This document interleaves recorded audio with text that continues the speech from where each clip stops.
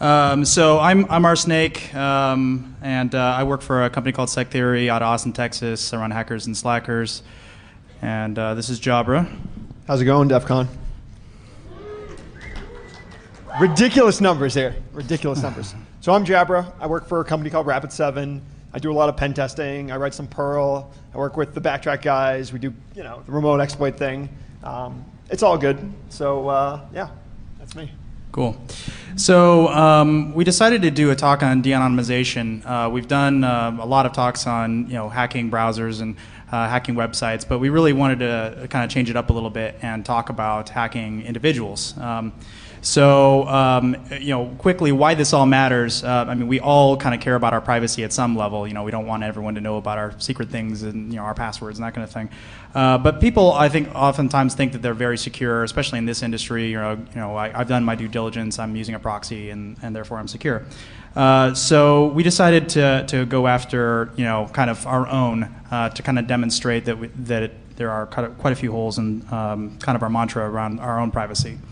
So why is privacy good? It's good because a lot of people want to drop docs on you, right? You're a security guy. You don't really want your information all over the internet. Say for political dissidents, the common thing is the Chinese guy against the country. His country might want to kill him for some reason or put him in jail or whatever. Say for people who might be subject to violent crimes. They don't want their jealous ex-boyfriend to go come kill them or whatever. Safer for people who have fetishes. For good or for bad.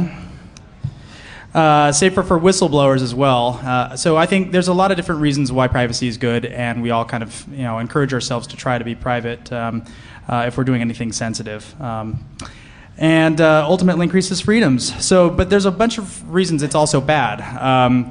It's a safe and for evildoers, and I'm not going to try to define what that is, but it's up for interpretation. But it allows them to attack, and kind of retreat and exfiltrate the data all relatively quickly and without ramifications, and therefore it hurts law enforcement, whether you're pro or against. It's kind of irrelevant, and it prevents the social compact that we all have with one another. If you come up and say something bad to me and to my face, I can do something about it. But if you say it over the internet, it's a little bit harder. So.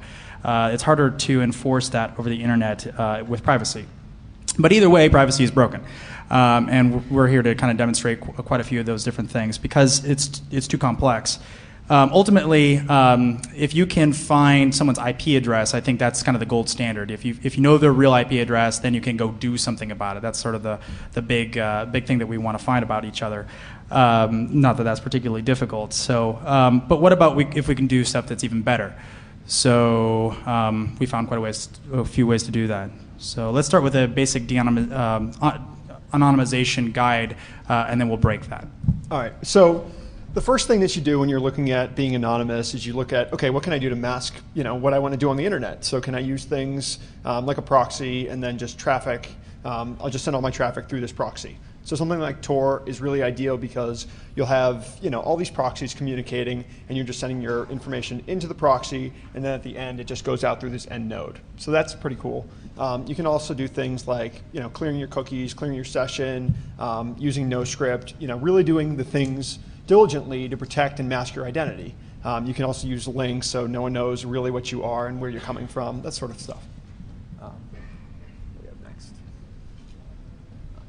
So yeah, the next component is using things like free email systems, right? So you can set up like a Gmail server if you want to log into some new application. You have things like Lala or whatever. You can just create a free email account and then just log in with that bogus email.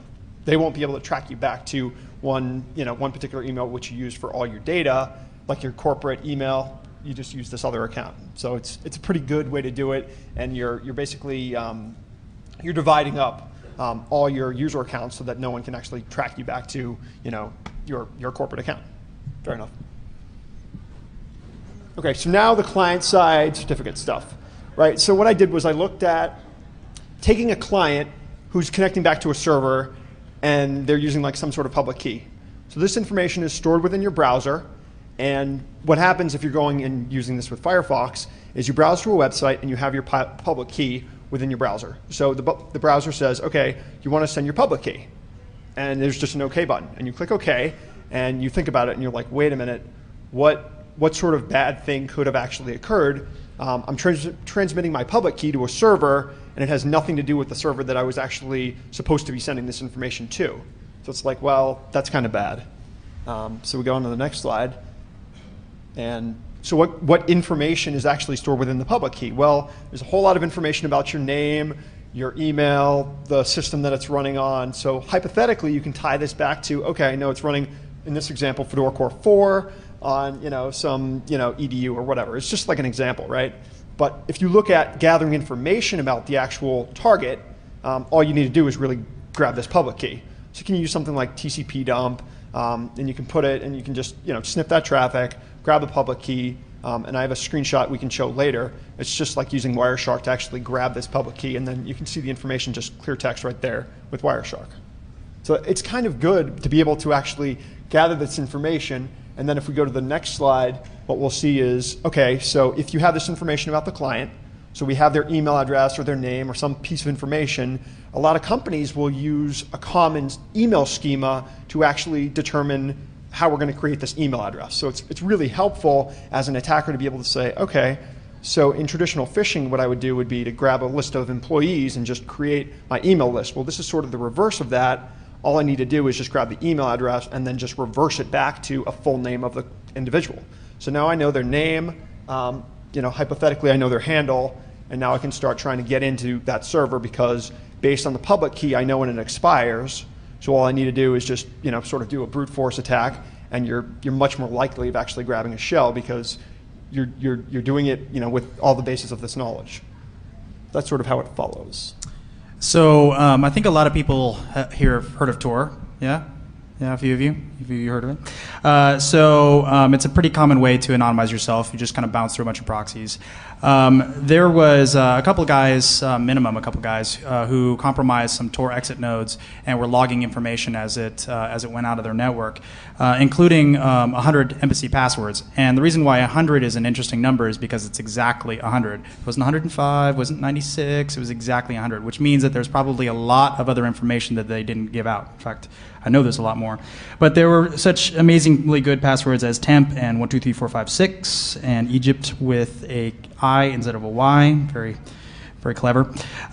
So Breach actually has a project where they have a bunch of different honeypots set up.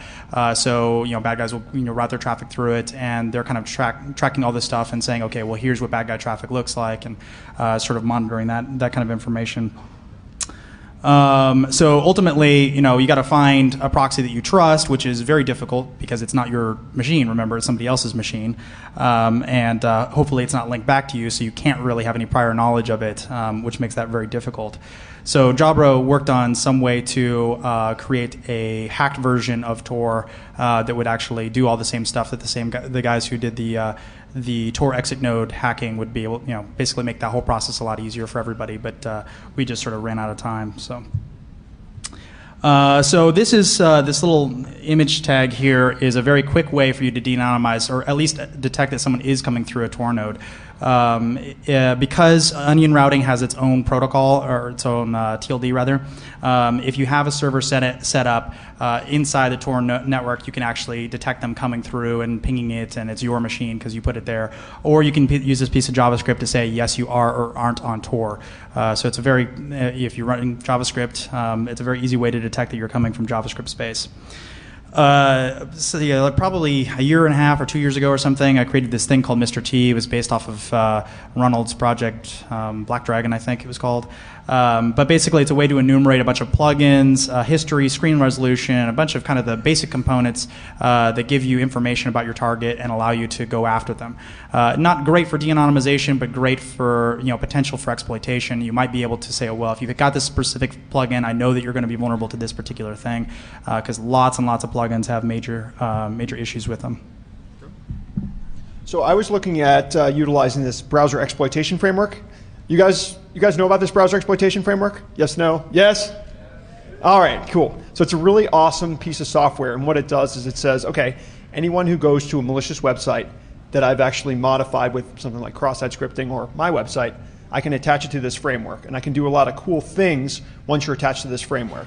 So what I can do is just basically detect what types of things are in the browser. I can detect all the plugins. I can detect, what are you doing, all your cookies, all that sort of stuff. I can do keystroke logging, bunch of cool stuff.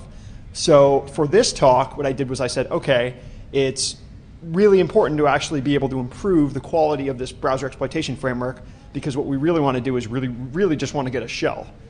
But we're going to build upon all of this detection information to do that. So for this talk, what I did was I said, okay, what do we have for detecting various types of operating systems? Okay, that's pretty good. Okay, what other things can we look at? So I said, okay, there's VMware, which there was a module in there that used ActiveX. So I said, okay, this is not as good as the ideal, where I could use something that's going to work everywhere. We'll write it in Java. It'll work pretty much anywhere. And then you can use it in Linux. You can use it in Windows. Whatever. It doesn't matter. So that's what I did for this talk. And I've incorporated that in the new version of Beef, which should be out in a couple of weeks. Incidentally, a lot of this stuff we have demos for, but we need to race through the slides to make sure we get to the end. Then we'll show the demos. Yeah, all the demos are going to be online. There's URLs at the end of the talk, so everyone will be able to go and see the demos. Awesome. Next slide. Okay. So the cool thing is that cloud computing is where all the businesses are going. That's where everything's going. Everyone's putting all their data in the cloud, right? So to be able to detect if you're running within something like VMware or QEMU, QEMU is an open source virtualization mechanism, or VirtualBox or Amazon EC2, all we really need to do is be able to get the user to run a piece of Java within their browser. So just a simple Java applet that would detect the MAC address and then do a simple regular expression check to say, okay, are you within this range? And you look at the first 3 octets, and you say, okay, compare that, and then just determine what we're looking at.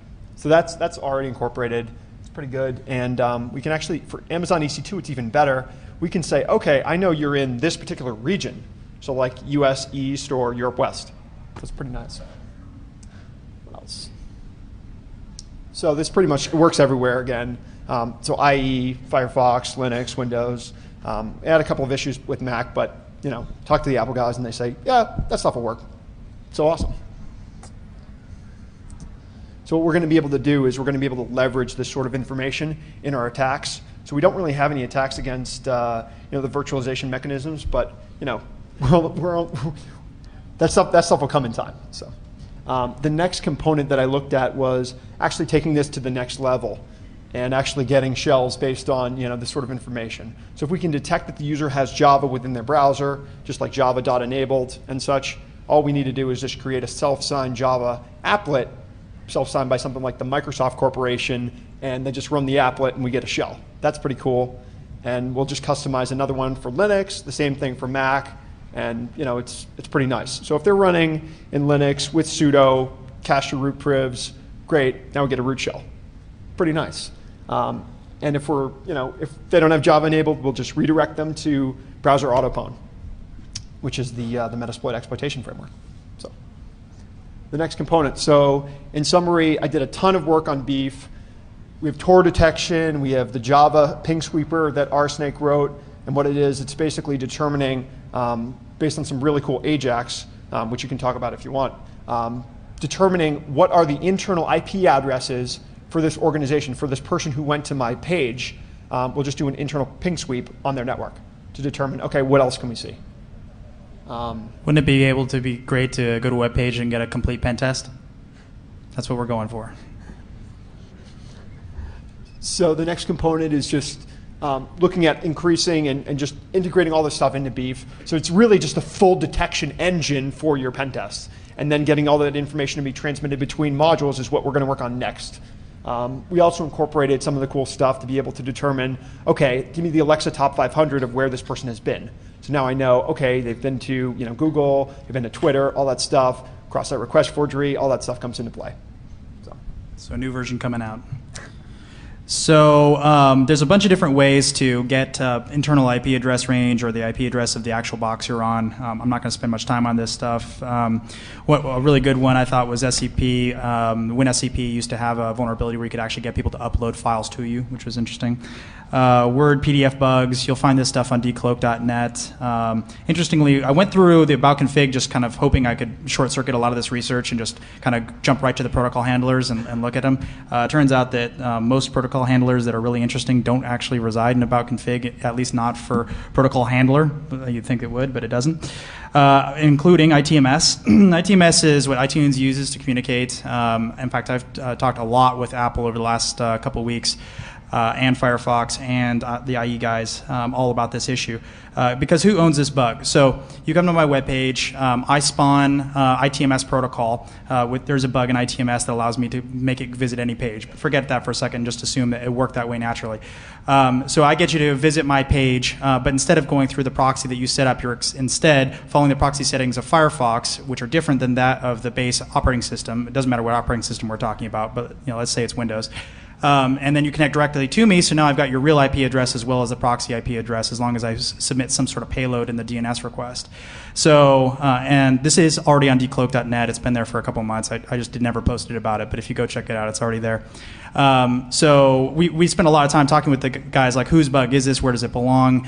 I don't think we ever came to a real conclusion, but I'm more and more thinking that it actually is Firefox's bug, except that if they ever fix it, it'll make a lot of people's lives a lot worse because they won't be able to have a proxy inside Firefox as well as using everything else. So the conclusion to that is, if you want to be anonymous and you're using Firefox, you have to use something like Tor button. Not Tor browser, Tor button. They're very different. One is totally insecure and the other one is very good. So just FYI. So David Byrne came up something probably a year and a half ago or so called res timing.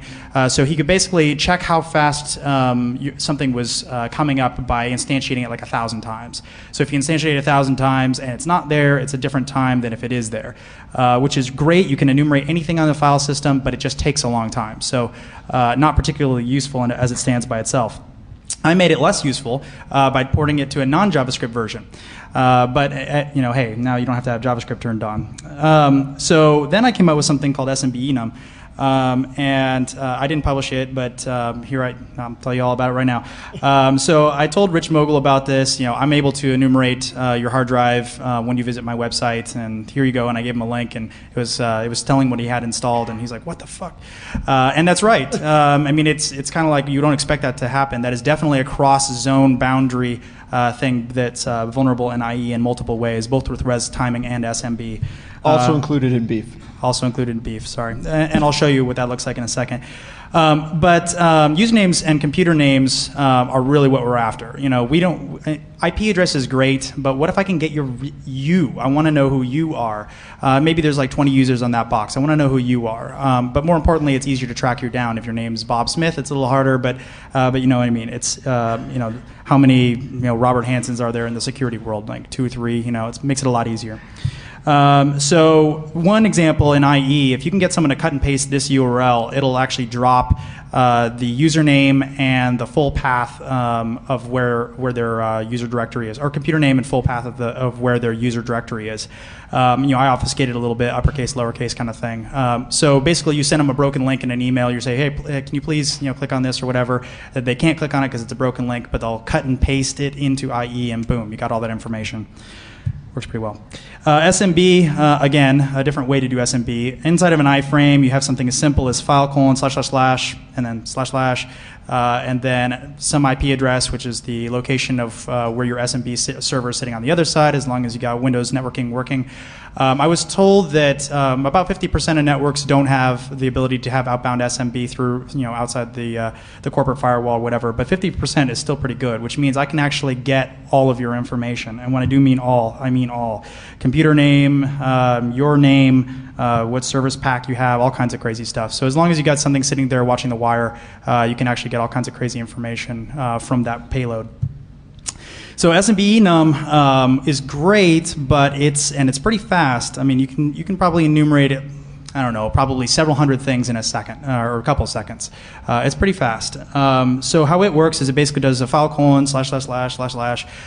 / for the local drive and tries to pick out files. So in JavaScript space, you're only allowed to pull out certain things like images, CSS, JavaScript. I'm not allowed to pull .exes or .log or anything else that would be very interesting. I just can't do it.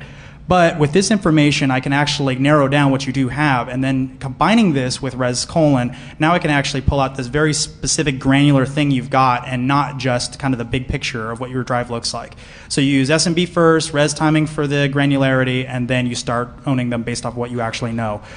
This is pretty good at it's pretty accurate, with the exception of once you've uninstalled something, a lot of times in the uninstall process it leaves images in place. But other than that, it is pretty accurate. I talked to the IE guys about it. They know about it. I don't know if there's a patch forthcoming. I think it would be kind of difficult to fix. This is an unauthenticated state, but it doesn't matter because you're local to the drive. So the other thing that we tried to do, and I actually threw away the code. I built it and then I threw it away. I was so frustrated. I'm like, I hate this. But I was able to do username detection and actually enumerate usernames. The problem is the key space for usernames is absolutely ginormous. And if I have to go through and pull images for every single one of these different things. So let's take one of these, for example. If I had Flash, and Flash had an image that was based inside my user directory, I could look for, okay, and I know you have Flash, but now I got to look for your user directory so you can actually use them in combination to figure out where usernames are on the drive. The problem with that is that it takes a very long time to enumerate. In fact, I never got it to work unless it was only like 20 usernames. So if you know it's one of 20 things, it's pretty fast. But if you know it's one of 20,000 things, the user will be sitting there for a very long time, might even crash their computer. So all that stuff's great. It's fantastic, except for it all relies that I have a trap. So I have to convince you to do something, or I have to sort of know that you want to come and attack me, and I have to kind of lay this trap out, which is, that's fantastic and everything, but it's not all that practical in a lot of cases. Or I have to, do some of the Jabra stuff and actually automatically own every single one of my users, and then, go back and say, okay, who were all those users that I compromised? It's sort of like it's too much of a wide, range. It's like a thermonuclear weapon when I just want to take out one person. So I was thinking about other ways you could kind of go backwards in time and try to do stuff, or have such a passive listening device that you'd be able to kind of grab all this information. So first thing I was thinking is malware, right? It's the obvious thing. If you can get malware on people's boxes, it would be great. But again, noisy, and you'd have to do it to everybody, and not kind of OS specific, that kind of stuff. Second is stuff like and spyware, come on, give me some spyware. You know what I'm talking about. Like Alexa or something. That's phoning home all the time, saying where you are, trying to give information out. But that relies on you being Alexa, or having all your users have Alexa, and it's just not that common of a plugin or toolbar or whatever. So what about Google? What about safe browsing? So I went back and I started really thinking about it. And it turns out that there's some things that are going on under the hood of safe browsing. So safe browsing is designed to protect you. So let's say you go to a phishing site or a malware site. The browser will kind of pop up an alert, say you're not supposed to go there, you're going to get compromised or whatever. So it's great for consumers. It's actually great for security, except for the fact that it's phoning home all the time. So I left it running for a day, and I got somewhere in the neighborhood, if you average it all out, to around 30 requests per hour out to Google, which is quite a bit. So it's not perfect. Sometimes it's a little bit more, sometimes it's a little less. It goes in bursts. Sometimes it's 15 at once, and then 12, and then 18. So it's not all very consistent. And I talked to the Mozilla guys about that, and they said, well, it really shouldn't be phoning home that much. There might have been a bug there, and there could easily be. So that was just my test. You feel free to test yourself. But the important part here is that it's phoning home and actually setting a cookie. So we all know cookies can be used for tracking. This might be actually a unique identifier. It might be a hash, an algorithm that they use to say when we deliver this encrypted payload, you can decrypt it with the key that you just sent us, that kind of thing. So public-private key sort of thing. But that's irrelevant. I actually don't care what that key consists of. All I care about is that it's unique. You can clear your cookies all the time, and people are pretty good about that. Let's say you wake up in the morning and you're going to go hack somebody. So you log in, you turn on your browser, you go get a cup of coffee. It's phoning home, setting cookies, right? And then you turn on your proxy and you decide you're going to go hack somebody. Well, so the nice thing about this is that it actually does follow the proxy. Normally you want to go outside the proxy and you want to try to identify who someone is directly. But in this case, it follows the proxy. It's very polite and does exactly what it's supposed to do. The problem with that is that, let's say I'm on the other side and I'm China and I want to kill that dissident or whatever. It's great to be able to say, okay, well, I know I'm getting hacked from this proxy. Maybe someone else has some information about it. Maybe I can go try to break in that proxy, but maybe it's outside the country. Maybe there's other things that get in the way, or maybe they RM'd minus RF on the way out or whatever. But it's been phoning home the whole time. So I can go to Google and I can say, hey, Google, can you give me the IP address and all associated IP addresses with this cookie over this timestamp? So this cookie came in, this timestamp, tell me everything else outside of that. And as a result, they can actually get everything that's correlated to that. So they can get your home, IP address. They can get the Starbucks down the street. They can get whatever, right? It just depends on wherever you've connected from. And it doesn't matter if you clear cookies as you're booting up, or as long, you have to do it as well as when you're shutting down. So you clean your cookies before you start because you don't want to leak information out that might be going to the client that you want to hack or whatever. So you want to tear down your session after it's over, but now you still set that cookie. It was still phoning home that whole time. It set a new cookie, and now you're using the new cookie when you tear down your session, and you're using it from your own personal IP address. So it really doesn't matter whether you turn it off in one place or the other. You have to do it in both places. You have to be consistent. You have to always do it. And so not that many people clean their cookies that religiously where they're going to never get caught by that. The dangerous part about this is now you're thinking, well, I'm going to go and turn that off. Well, it doesn't matter. This is all backwards in time. So this is all in the logs. So if you've ever done anything ever illegal when you're using Firefox or Chrome for the last probably year and a half or so, actually maybe even longer than that, they have the potential of having that logs. So now whether they do have the logs or not is in question. They say that they keep all logs for 2 weeks. Then after that, they keep in aggregate. So there's two ways to keep things in aggregate. You can keep like global statistics, like the amount of people who visit the site or something. That's an aggregate. Another aggregate is IP address, cookie, and timestamps. That is easily enough information in aggregate to de-anonymize anyone who uses your browser. They also say we're not going to give. Let's see. They say, there's their terms of service, we have good faith belief that access, use, preservation, or disclosure of such information is reasonably necessary to satisfy any applicable law. So any legal entity that comes down and says we want this information, theoretically has it.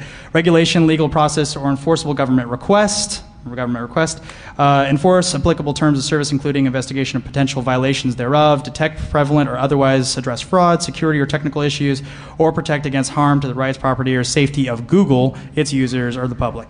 So basically, they pretty much have carte blanche. Now, let's say that they were totally benign and they had no intentions of ever using this ever for anything bad.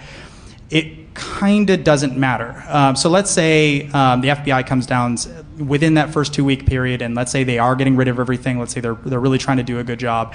The FBI can still come down and say, you need to hold on to this information for an additional, I think it's like 60 days or something. Can anyone fact check me on that? 60? No one knows that? Wow. It's bad. So I think they can keep it for like 60 days or something after that fact and say, well, I don't have the subpoena or warrant. What's that? 90 days. All right. And then they can force you to hold it indefinitely after that if they do have the subpoena or whatever. And they also say we don't correlate this to your username. Well, again, they don't do that, but that is irrelevant. The government can still force them to do that correlation on their behalf. So it almost just doesn't matter what their intentions are in this. It still can be used. So I'm sorry, I was sort of in my head thinking you were all going to be very close and could read what's on the screen, but basically this is just the transmission of the cookie back and forth and the SHA-VAR and some of the payloads going back and forth. But this information will be posted online if you want to take a look at it, or just open up a proxy and just watch the information go by. It's pretty simple. Chrome, however, has an interesting thing. So the hypothesis that they're doing totally this is all benign and they're not meaning to track anybody and that stuff kind of goes out the window when you're talking about Chrome. Chrome has an additional two pieces that are going across the wire when it does updates. Updates don't happen 30 times an hour. They happen once every 5 hours, so significantly less amount of time. But they do send two additional pieces of information which I think are pretty interesting. Machine ID and user ID. So why do you need to know my user ID to give me an update? Right? It doesn't make sense to me. I mean, I can figure out, maybe it's plausible, it's important to know what my machine information is so you can track it and know, hey, maybe we should have more updates for Windows server, blah, blah, blah, this very specific variant. But user ID? So I think it's a little unusual to pass that information out to the web. That's certainly a huge privacy concern, and certainly can be tracked back to your user over time because that information doesn't change. So with that, I think we should just get to the demos. All right. Let me do a time check. All right, 12:30. All right. All right. So this first one is being able to identify all the different websites that the user has been to. So all they're doing is they're connecting to Beef, and we just detect all that information.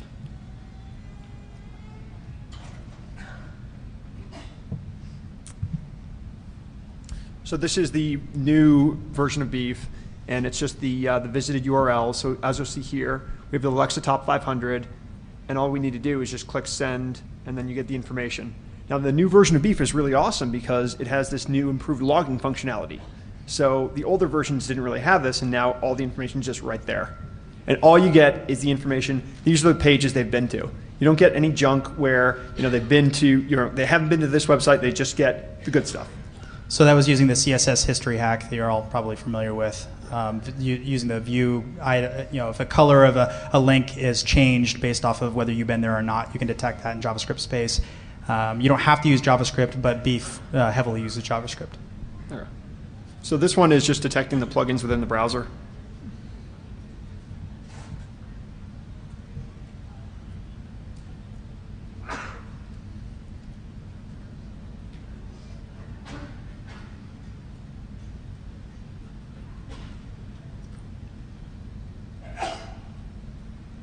So that's good. So as you can see, you have like tons of information about all their plugins. So if they have a vulnerable plugin, all we need to do is just go about actually exploiting it. So you guys can see how we're going with this, right? You're getting information about the client.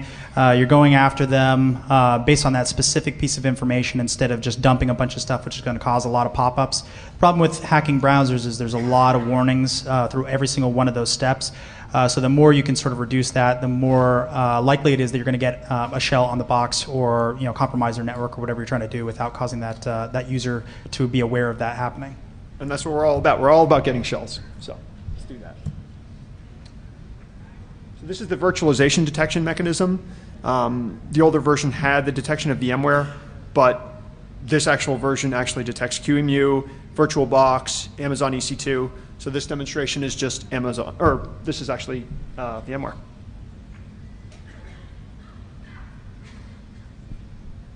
And this will be released in the next couple of weeks. This is interesting for a couple different reasons. A lot of security dudes happen to use some sort of virtualization. So if you don't want to pop your shell inside of a security guy's window, it's kind of nice to know that you're inside of a VM.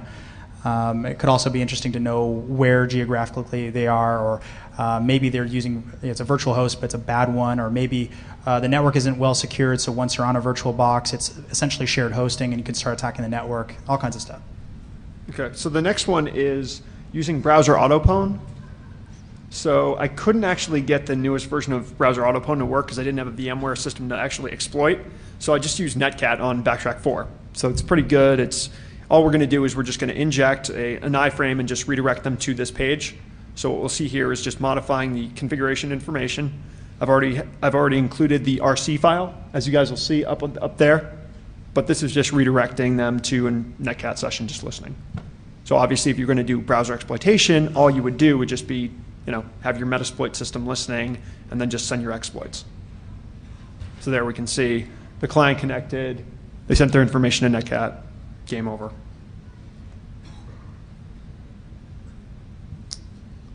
Now the Java applet. This one's really, really cool. And what we would do if we actually had a client on Linux or Mac, we would just detect actually what operating system they're running and then present them with the corresponding VMware or Java applet in this case to actually exploit their system. Just get a shell, do something a little bit different. This particular actual exploitation is downloading an exe, MSF payload, and then just run it. And this is self-signed by the Microsoft Corporation. Obviously, for Apple, you would just do Apple and must be secure. Yeah, must be. So I just called it update Microsoft Corporation switch over to Linux box, zoom in, and there's our shell. Do you all catch that? Like, you can compromise people by going to a web page. Single click. One click. Pretty easy. I get a shell. Done. Come on. There's no patch for this. There's no patch for this. This works as by design.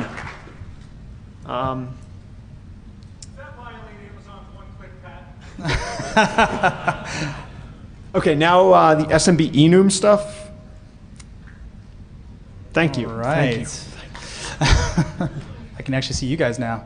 I'm supposed to picture you naked. That's a All right, ugly SMB sight. enum. I think I'm good on picturing them naked. Yeah, I know. Yeah. I know. I was gonna say. I'm good. No.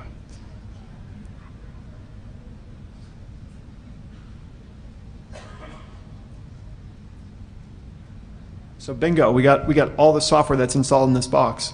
So this is I put this list together in like literally 20 minutes or something. So that could be greatly improved. It's just a matter of time, how much time you really want to spend making it go through and making those SMB requests. It's local, so it's pretty damn fast. You could probably do it up to maybe 1,000 or 2,000 within just a few seconds. But beyond that, you probably want to find some other way to enumerate. Patches accepted. Yeah. Come on, exactly. guys. All right. So this demo is actually disabling safe browsing. So, you can send this to your mom or your dad, just disable safe browsing. Okay, let's give them a quick how-to. And full screen's on, there we go. So this is one way to do it. You can also do it through tools, security, and then click the two buttons. But if about config is your sweet spot, you can also do it there. Simple enough. Of course, the Mozilla guys were in the audience when we did this at Black Hat, and they said, well, we really don't recommend that people turn safe browsing and safe browsing off. All right, I'm sure you all appreciate bright light after a hangover. All right, but anyway, we talked to them, and they're like, yeah, we really appreciate people to keep it on. It's better for their security and all that stuff, and that's true. But it's just a matter of understanding the trade-offs. If you happen to be a security guy and don't happen to be vulnerable to a lot of that stuff, or happen to know that your target isn't going to try to exploit you back, then it probably is a good idea that you turn it off. So yeah, that's pretty much all the demos. I had one more component. The client-side stuff, this is just an example of sniffing a client-side certificate. So as you can see, you'd get like common name and all this information about your organization or whatever. And that's just just using Wireshark on public certificate. So this is just a quick example of how to set it up. I'll put this stuff on my blog, and you guys can take a look. Pretty easy. All I did was I just used OpenSSL and created my own certificate, and then I just had it listen and correspondingly accept client-side certs. Pretty easy. So more and more banks are starting to use client-side certs. Not so much in the United States, but definitely a lot more internationally. A few banks here have started doing it as well, trading platforms, that kind of stuff.